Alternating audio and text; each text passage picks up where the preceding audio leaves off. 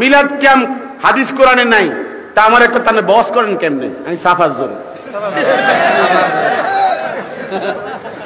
মারতে না রে, কিসের জোরে? উনি যে বললো ওয়াহাবিদেরকে 19টা বাহাসে সাপার জোরে হারাইছে, তো ওয়াহাবি আলেম যারা, উনি যে এই কথাটা বললে, তাহলে কওমি আলেমদেরকে অসম্মান করলো না? এটা কওমি আলেমরা কি এতই দুর্বল যে মুতালেব হোসেন সালির কাছে সাপার জোরের কাছে উনি ঢাইরা যাইতে হবে? এটা ওনারা অসম্মান করা হইল না? এই জন্য বলছি, গরু মেরে জুতা দান, গরু মেরে জুতা দান এগুলি করবেন না। মিথ্যাচারিতা আমরা চাই না।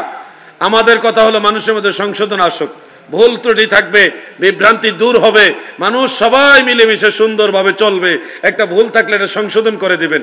কিন্তু গোটা আহলে সুন্নাত ওয়াল জামাতের ব্যাপারে একটা মিথ্যা অভিযোগ দেওয়া, এটা কিন্তু অধিকার ওনার নাই।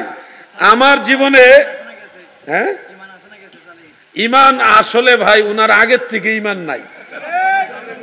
তো আগে মনে করেন জন্মের পরের থেকে বুঝ হইছে পর থেকে ইমান নাই, এটা হে গোষ্ঠী মাঝখানে লেবাস ধরছিল আর কি আমাদের সুন্নিদের সাথে থাইকা। তা আমরা সুন্নিরা তো উদার না, আমরা সুন্নিরা উদার, যার কারণে যে কেউ মানুষকে ভালোবাসি, গ্রহণ করে নি, জায়গা দেই। তো উনির ভিতরে যে এত বড় ঝামেলা কে জানতো?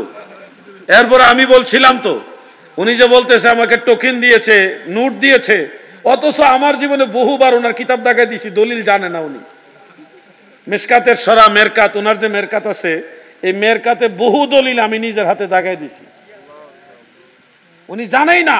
মেরকাতে যে আউলিয়া কেরাম সম্পর্কে দলিল আছে, ওনার যে রুহানি ভাবে সায়ের করে, মাজার পাকা সম্পর্কে, মাজার সংক্রান্ত যত দলিল স্পেশাল আমি দেখাই দিছি বলি।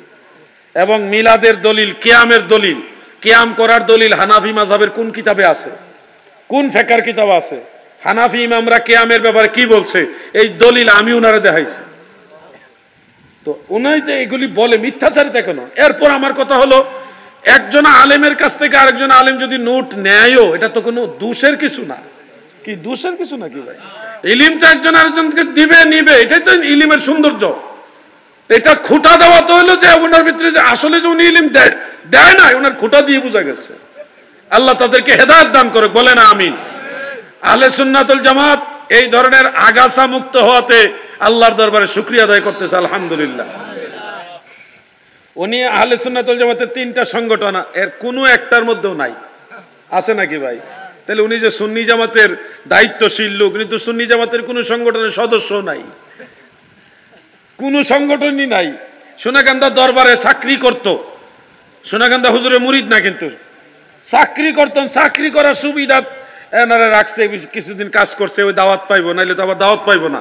আর উনি হেদিকে গেছে ও দাওয়াতের আশাই।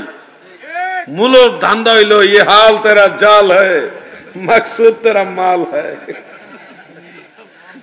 বুঝছেন? আমি এগুলি বলি কেন, আমরা যদি একবার চুপচাপ থাকি, এই যুবক ফুলাফেনি করবো মনে হয় এটা ঠিক একতরফা সিদ্ধান্ত হয়ে যাবে। এই জন্য আমি কিছু কথা বলে দিলাম, আপনাদের কি উপকার হয়েছে না? সতর্ক হইবেন, এই ধরনের কিছু ভেজাল আছে। শুনেন, কোন গুলাবি সুন্নি আমি বিশ্বাস করি না।